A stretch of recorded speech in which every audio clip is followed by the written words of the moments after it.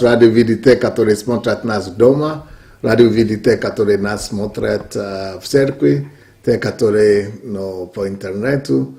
Благодарим, что вы пришли сегодня, что вы присоединились к нам.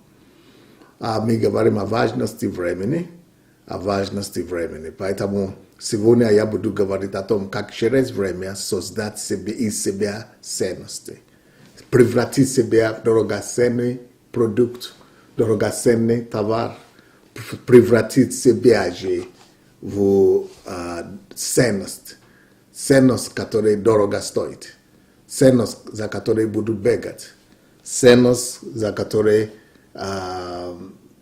из которой будет выходить качество постоянно, который будет способен менять не только себя, но менять других и менять мир. То есть каждый сам себя может сформировать, каждый может создать из себя, какую он хочет ценность, каждый из себя может вылепить драгоценность, столько используя даже время. Притом, даже если у вас никого нету, если вы никого не знаете, если ничего у вас нету, если нет у вас ни денег, ни связи, ни положения, вы все еще можете из себя создать драгоценный продукт. Вы можете из себя сделать благословение для всего мира. Еще я хочу напомнить нам два пункта, о которых мы говорили вчера, относительно времени.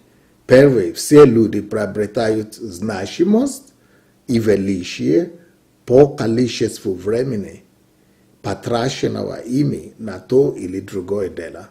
Мы это объяснили. То есть, все зависит от того, сколько времени. Надо из времени создать себя великим и значимым. Второй тезис. Если люди хотят стать значимыми, они должны купить эту значимость валютой времени. То есть не валютой доллара, ни фунтов, ни евро, ни какие-то, а валютой времени. То есть сколько времени вы сможете вкладывать и вложить в себя ценные информации, ценные и важные ценности, это определяет, кем вы становитесь, и что из вас из себя вы сделаете. Сегодня я продолжаю эту же мысль о том, что когда сейчас у нас карантин идет, это не беда. Это время, когда мы можем с вами стать хозяевами своего времени. Это время, когда нам надо пересмотреть свои занятия и задавать себе вопрос. Эти занятия и дела, чем я занимаюсь каждый день, какие продукты из них выходят, какие продукты или какие товары я создаю в результате потраченного дня. В результате 24 часа в сутки, что у меня за продукт, что я могу показать. Или даже за результат каждый час, что я могу показать. То есть надо бороться с самим собой и с окружающим, чтобы выдергивать и вынимать и выдавливать максимум из каждого часа, из каждого дня, из каждой сутки, из каждого одного часа даже сутки. То есть нужно себя ориентировать на то, чтобы создавать какие-то продукты из своего времени. Однако же, несмотря на то, что мы можем создать продукты из времени, то есть самый главный продукт, который мы можем создать, это себя создать. Есть, давайте, вообще, есть три вещи, которые можно, что нужно делать со временем, вот так лучше сказать. Есть три вещи, которые нужно, на что нужно использовать время. Три вещи, на что можно использовать время. Три наилучшие способа, как потратить время так, чтобы не жалеть. А то, что мы зарабатываем деньги, и мы ходим на работу, это всего лишь компенсация, маленькая, жалкая компенсация за то, что мы арендуем свое время. my daje ne arenduem pradayom za dishofku swoju cheese i swoje vremia. Pomnite me gavarili wsheraton, što me все с вами работаем 8 часов в день. Но остальные там мы спим 8 часов, мы еще бегаем туда 8 часов, а 8 часов это активная рабочая фаза жизни, которая у нас есть. Вот и большинство из нас эти 8 часов мы отдаем кому-то. Мы отдаем на работу, мы ходим на работу и отдаем. Самый лучший способ, конечно, куда тратить время свое, это тратить его на свое призвание. Это выяснить, какое призвание Бог вам дал, это выяснить то, к чему вы призваны, и посвятить это 8 часов исполнению этого призвания. Но с другой стороны, если вы работаете, и у вас нет возможности совместить вашу работу с вашим призванием, тогда, значит, нужно по-другому делать. Нужно тогда из 16 часов, которые остались, после 8, которые вы взяли, тогда нужно найти для себя хотя бы 4 часа или 3 или 4 часа в день, которые вы будете, помимо своей работы, которые вы будете посвятить своему призванию. Но идеально вообще-то, как лучше всего потратить свое время, это потратить его на исполнение своего призвания. Но давайте мы потом к этому вернемся. Однако, если вы работаете, если вы имеете, из 8 часов, которые мы имеем в сутки, или 24 часа, что мы имеем, мы можем, 3 вещи есть, на которые мы можем лучше всего потратить. И ни одно из них не есть на работу или зарплату получить. Потому что когда мы работаем на зарплату или когда мы работаем на работе, мы не реализуем свое призвание, во-первых. Во-вторых, мы отдаем 8 часов в день своему работодателю. Мы отдаем кому-то, если это не призвание наше, мы отдаем кому-то. И что такое зарплата? Зарплата это когда вам дают примерно 10% из созданного вами стоимости или ценности. То есть вы никогда не получаете на работе именно всего, сколько вы создали своей работой. Не, потому что часть из них идет на развитие дела, часть из них идет на зарплаты другим людям тоже, а часть из них идет начальнику. Поэтому но вы получаете где-то 10%, может быть 15% из всего того, что вы создаете. Что это обозначает? Это обозначает, что вы способны, вы из зарплаты получаете 10% из вашего всего потенциала. Значит, если бы вы работали на свое призвание или на себе, вы могли бы еще увеличить это до 90%, еще 90% какой-то.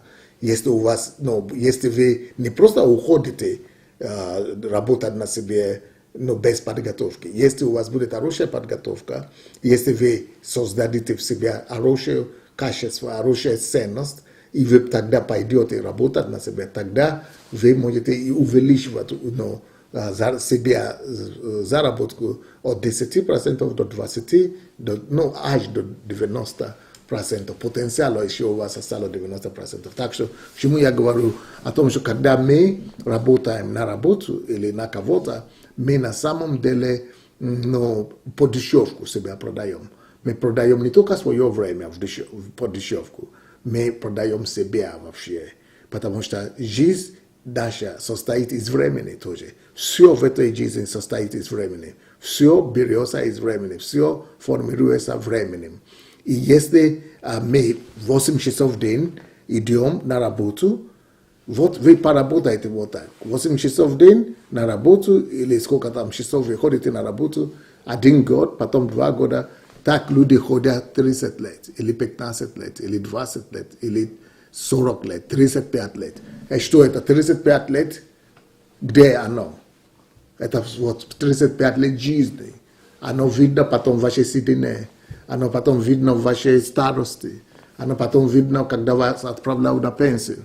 То есть, что вы делали в своей жизни, если вам 50 лет или 60 лет, вы поменяли вы свою жизнь, отдали за душевку, вы обменивали целую жизнь, 50 лет жизни, или 30 лет жизни, или 40 лет жизни, на зарплату, на какие-то компенсации маленькие. Вы отдали жизнь, чтобы на пропитание, на хлеб насущный. Это то же самое, что сделал Исав, да? Исаак и его брат. Исав, вот, который продал первородство. Это то, что мы все с вами делаем. Мы продаем первородство. Первородство наше, это наша жизнь, наша с вами жизнь. И эта жизнь, это выражается во времени. И когда мы отдаем вот так, ну, во-первых, если это не ваше призвание, значит, вы совершили, или мы совершаем с вами предательство Богу.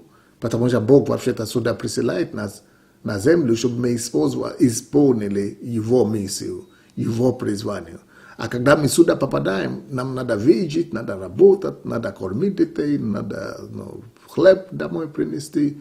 И мы смотрим вокруг, как люди обеспечивают себя, как они выживают. Это значит, надо идти на работу. И что мы делаем? Мы все идем на работу, мы подражаем мир, который вокруг нас. Но в угоду животу своему, но не в угоду Богу. То есть мы уходим, забываем вообще о том, что у нас призвание, за то, что Он нас сюда призвал вообще-то ради какой-то цели. Мы просто начинаем жить, бегаем с одной работы на другой, чтобы выжить, и чтобы где больше нам заплатят. То есть все заключается в зарплате, да? То есть хлеб насущный. И это самая слабая жизнь. Если кто живет такую жизнь, это жизнь слабая, это жизнь немощная, это жизнь жалкая. И если мы теперь посмотрим с вами, какая жизнь была у нас в Советском Союзе, это же была гордость Советского Союза. Гордость такая была, что нет у нас безработных, что всем обеспечена работа. Главное, чтобы люди все имели работу. Вот это как сейчас Лукашенко говорит. Люди у него требуют свободу, люди у него требуют независимость, как это, свободу, самовыражение. А он им рассказывает, что у вас в заводе работает, что вам еще надо. Но вам надо ходить на работу и все. То есть рабство, он даже не понимает, что эта работа уже стала рабство. Когда люди не исполняют свое призвание, это как рабство. Но это то, как мир, это не только здесь, это не только в Советском Союзе, это по всему миру, особенно на Западе, это еще хуже. Потому что надо платить за билы, называется как бы за счета, надо платить за квартиру, за машину, за медицину, за еще страховку, за еще что-то. И все ударились в работу, все идут работать, чтобы выжить. И мало кто думает о том, что вообще-то Бог никак не может так нас создать, только для выживания. Только чтобы мы еле-еле, чтобы мы только мекали здесь, туда-сюда, чтобы мы бегали по земле и выживали только. Нет, Бог не может ради этого нас создать. Бог создал нас для другого, для той цели определенной, миссии, которой у него болит сердце, за которой у него болит сердце, которой у него сердце, за которой сердце у него переживает. И он ради этого создает каждого из нас, чтобы эту миссию на земле мы выполнили. Вот идеальное использование времени – это на исполнение своей миссии, своего призвания. Идеальное использование времени и свою жизнь – это на призвание. Но мы часто не размышляем и не думаем серьезно об этом, о том, что время и есть жизнь. Вот теперь в том примере, который я говорил, что вы поработали на заводе 30 лет, а потом вы начали, может быть, 30 лет, и теперь вам уже 60, вы уже на пенсии, вы видите на себе, что да, жизнь действительно ушла. То есть время и есть жизнь. То есть я просто сейчас говорю о том, что работа, ходить на работу, это не есть объект гордости. Вы помните, в советское время, раньше, on narushi человек, он работает. Он не стесняется работы, он ходит на работу. Для нас как будто все сделано. Если человек работает, хочет работать, значит он хороший человек. Это, конечно, хорошо, хотя бы не пьет, не курит, не гуляет, это лучше. Но это как бы занятие у него есть, это чтобы он чем-то занялся. Но это не значит, что с точки зрения вечности, и с точки зрения Бога, с точки зрения вечности, что это правильный образ жизни. Даже если человек ходит на работу всю жизнь. Идеальная жизнь – это когда мы исполняем свое призвание. Теперь, что может заключиться исполнение призвания? Есть 3 направления, на что мы можем тратить время, идеально. Все это входит в аспекты исполнения своего призвания. То есть оно входит в этом понимание исполнения своего призвания. Что за 3 идеально использованное время? Первое и самое главное, это то, что я уже сказал, это тратить время на создание себя. Тратить время на вкладывание в себя ценность. Тратить время на то, чтобы из себя сделать высококачественный продукт, высококачественный товар. Сделать из себя эксперт в чем-то. Мы все с вами не можем стать экспертами во всем. И инженером стать, и врачом стать, и физиком стать, и тем стать. Не.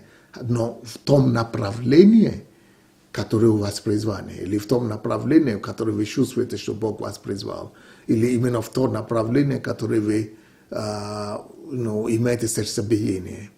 Вот именно или в тех, где у вас таланты, где у вас любовь, где у вас склонность какая-то.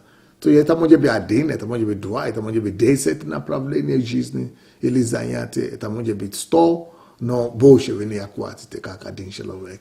Но вот эти вещи, которые у вас уже заложены, когда вы тратите время, чтобы развивать их, когда вы приобретаете знания, когда вы вкладываете и знания, вы вкладываете и мудрость, и разумение, когда вы занимаетесь самообразованием, когда вы качаете себя знания, когда вы становитесь специалистом в этом, когда вы знаете больше все вокруг, когда вы знаете больше и лучше, чем окружение, тогда вы становитесь человеком ценности.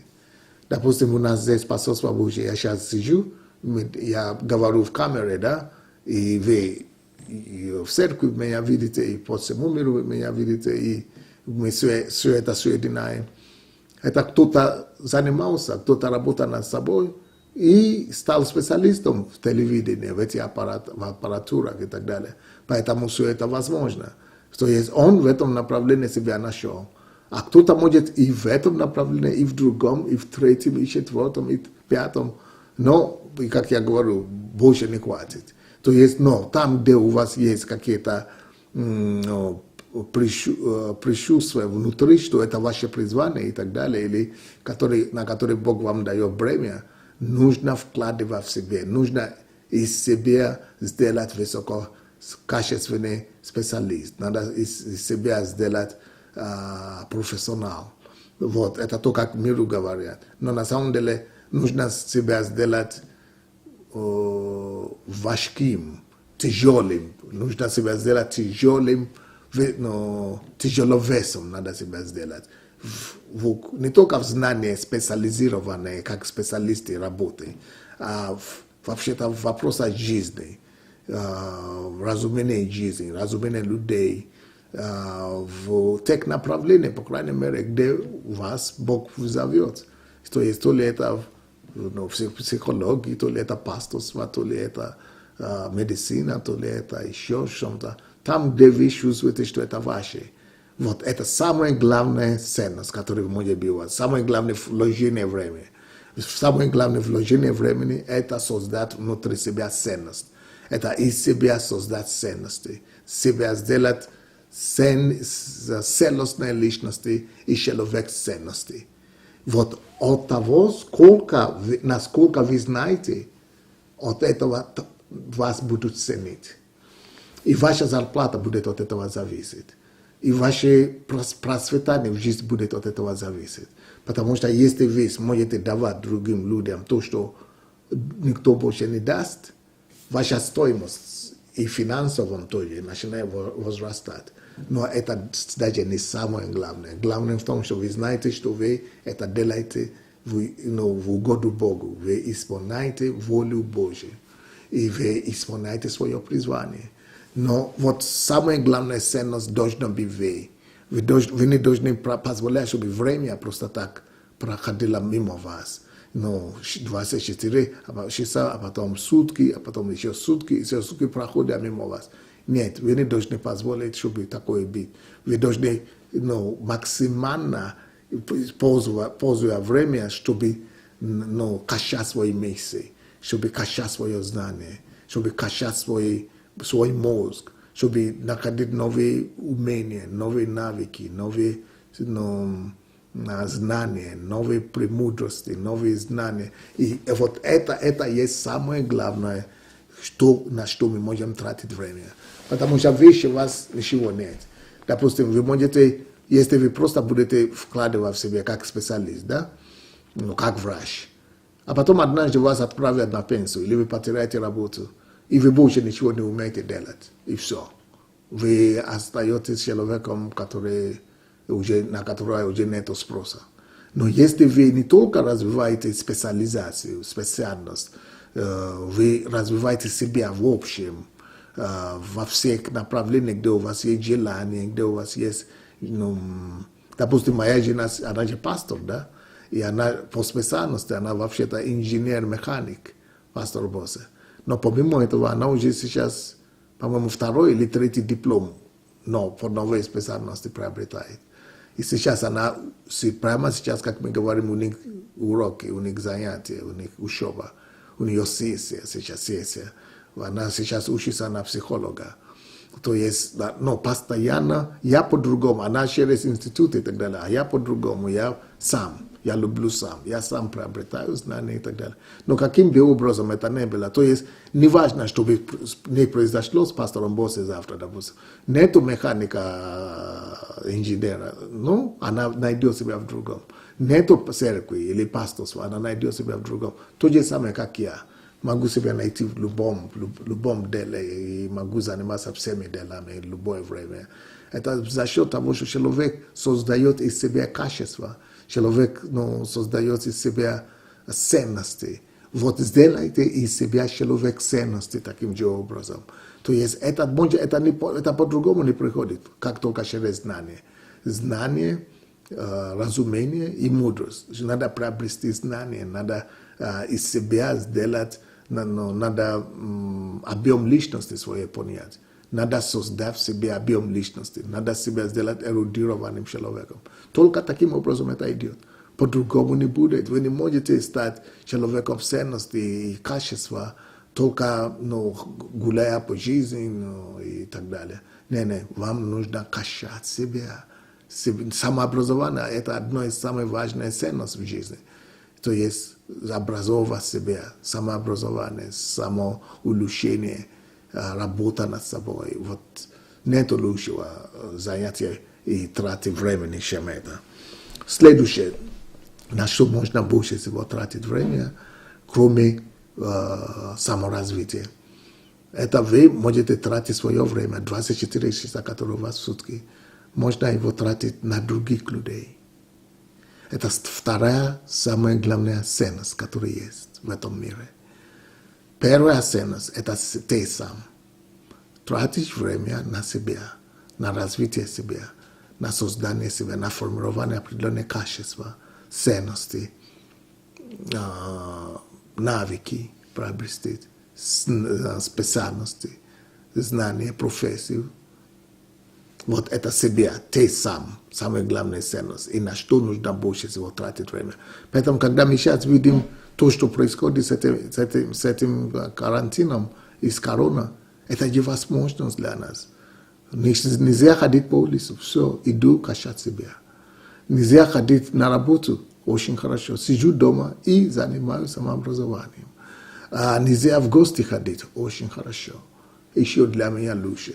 То есть они вам помогают создать для себя благоприятные условия.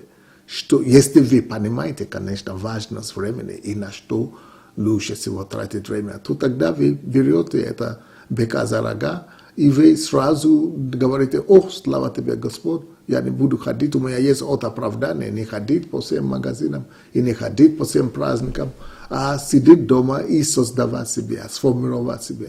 Для некоторых из нас, которые меня слушают сейчас, для нас уже поздно в чем-то, потому что мы уже не молодые. Но никогда не бывает поздно для знания. Никогда не бывает поздно слишком для приобретения ценностей и качества. То есть это все зависит от того, сколько вы можете приобретать знания, навыки. Тем глубже вы, тем сильнее вы становитесь в этой жизни. И это не только в деньгах, вообще как человек. Вы становитесь человеком ценностей. И вас уважают, потому что вы открываете рот, и вы говорите важные вещи. Ваши слова могут принести спасение. Ваши слова могут менять судьбы людей. Вот. Помимо самое главное, то, что я говорю, что самое главное – это ценность, которую вы вкладываете в себя. Второе, на что больше всего нужно и можно тратить время, это на взращивание других людей или на благословение других людей. То есть то, что вы уже приобрели знания, это знание, которое вы приобрели, надо теперь использовать, чтобы возлюбить ближнего, как самого себя. Это то, что Господь Бог говорит, наш Отец Небесный, что возлюбить Господа Бога своего и тут же возлюбить ближнего. То есть ради человека Бог умер. Выше ценности, чем человека нет у него. То есть можно создавать космическую какую-то программу, можно создавать самолеты, можно машины создавать, но это все для человека. Все делается для человека. Жизнь все крутится вокруг человека.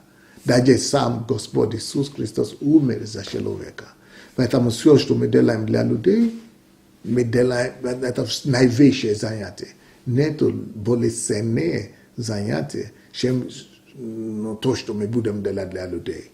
А почему тогда я сказал, что ты на первом месте, создать в себе ценность на первом месте? Потому что если у тебя нет качества, если у тебя нет ценности, если ты в себе не создал эту ценность, прежде всего, ты не сможешь быть пригоден другим людям, ты не сможешь знать, что говорить людям, у тебя не хватит слова, ты будешь теряться, у тебя даже дерзновения не будет, свободы не будет. Ты будешь теряться, у тебя не будет, что сказать людям. Ты не можешь дать людям то, что у тебя нет. Мы можем только дать то, что мы имеем. Поэтому сначала надо, чтобы ты стал человеком, этим человеком ценности, а потом второе, что нужно делать, это начинает влиять на ваши отношения к другому человеку, соседям, другим людям и вообще к обществу. Если вы создали внутри себя нормальные и качественные, божественные ценности, это будет видно в том, как вы относитесь к другим людям, ваши характеры, ваше уважение к другим, ваша любовь к другим и так далее. То есть второе, самое главное, что мы можем делать со временем, это тратить время на других людей. Тратить время на других. Тратить время на помощь другим, тратить время на благословение, на учение и ученичество других. Это, посмотрите, самая совершенная жизнь, которая была вообще на земле, это жизнь Иисуса Христа. Как он его прожил? Он общался с Отцом и общался с людьми. И большинство его занятий в течение дня – это чтобы людям помочь, чтобы рассказывать, открывать людям глаза, чтобы быть ответом на их вопросы. Вот мы то же самое. Время мы не просто должны его, позволять, чтобы оно проходило, что мы просто проживаем. Надо целенаправленно себя направлять на то, чтобы служить, работать и общаться с людьми, помогать людям, вкладывать себя в людей, спрашивать, в чем люди могут быть в нужде, какие я могу быть помощью людям, какие у меня есть навыки, какие у меня есть знания, чтобы помогать людям, то вам надо задавать эти вопросы себе. И надо действительно искать людям, которые могут в вас нуждаться. Поэтому мы имеем эти социальные сети, мы имеем эти все технологии, оно упрощает жизнь вообще. Мы можем выходить на Facebook, мы можем выходить на YouTube, мы можем какие-то, как там, Instagram, выходить Telegram, мы можем везде просто, даже без себя, без своего лица, мы можем просто какую-то картинку ставить, а сами за кадрами мы что-то рассказываем. То есть столько сейчас возможностей, бесплатно вообще, вы не будете тратить для этого ничего. И не обязательно, чтобы люди даже вас признавали или знали, как вас зовут. А сама суть, что вы обогащаете людей, и вы обогащаете мир, в котором вы живете. И, как я сказал, выше ценности, чем человека нет. То, что вы делаете для людей, это имеет перед Богом и в вечности высочайшие ценности. Но еще есть третье занятие. Третье, что можно делать со временем. Со своим временем. Третье, что можно делать со своим временем, как тратить время, да? Это не тратить как таковое, это как с головой, как использовать время. Это первый, себя развить, да? Создать для себя и себя ценности. Второй, это создать ценности в других. Создать ценности в других. Третий, это создавать, тратить время на то, чтобы создавать определенные продукты. Это уже могут быть физические продукты, это уже может быть связано с специальностью, или связано с навыками, или связано с тем, что вы создаете какой-то видимый продукт. То есть вы можете уже тратить время, чтобы формировать продукт, товар, создавать товары, создавать продукты и так далее. Вот это самые три самые эффективные вещи, на которые можно тратить свою жизнь, на которые стоит тратить свою жизнь. Но на основе этого всего должно стоять призвание и воля Божья, что я знаю, вот, допустим, какие продукты создавать. Я создаю продукты, которые у меня на сердце, которые у меня есть тягость, которые Бог мне дает любовь к этому, или которые я хочу делать, чтобы прибыть благословение людям. То есть это должно быть связано с призванием, которое у меня есть. То же самое, кому, и много людей есть на свете, кому можно помочь. То есть у меня есть определенная тяга к определенным людям, у меня есть призвание к определенным людям. Вот это есть, тоже призвание. То есть мы не просто бегаем по улице и мы начинаем все делать подряд, а мы делаем то, что мы чувствуем, что да, это мое. Вот это и есть призвание. То есть мы тратим время на себя, на развитие себя, чтобы мы могли быть подготовлены, мы могли иметь, что говорить людям.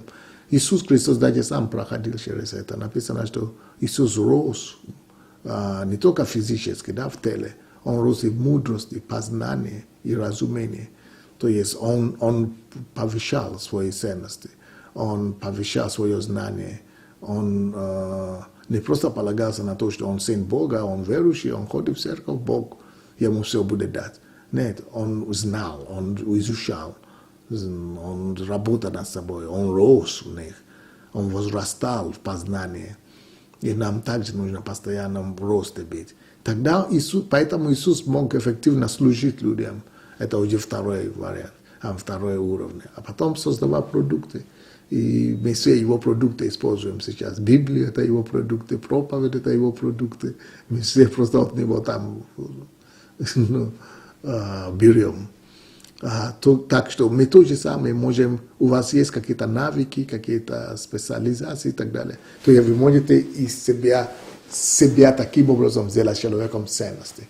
Первый, создавая внутри себя через знание и мудрости, вагу, вес, сделать себя глубоким человеком. Второй, быть человеком ценности, создавая ценность и принося благословение другим людям. Третий, создавая быть человеком ценности через создание товаров и продуктов. И вот эти основные три самые эффективные способы, как вы можете в свое время тратить в течение сутки. и вообще в жизни.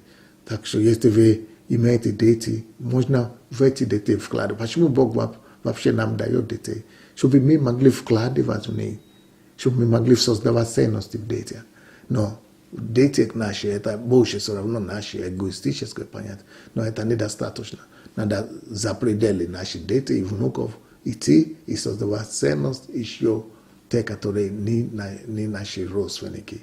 То есть людям вообще. Таким образом мы делаем жизнь лучше, мы улучшаем мир, мы улучшаем нашу страну, и мы делаем жизнь, мы приносим Царство Божие на землю. И когда мы создаем товары разные тоже, которые люди используют, которые становятся благословенными для людей, этим тоже мы благословляем, но мы приносим Царство Божие через товары разные. Ну, вот я, у меня, вот, короче, я думал, это хватит сегодня, не надо больше. Но, то есть, сделайте себя человеком ценности. И как это делать? Через 3 основные пункты, которые я уже сказал.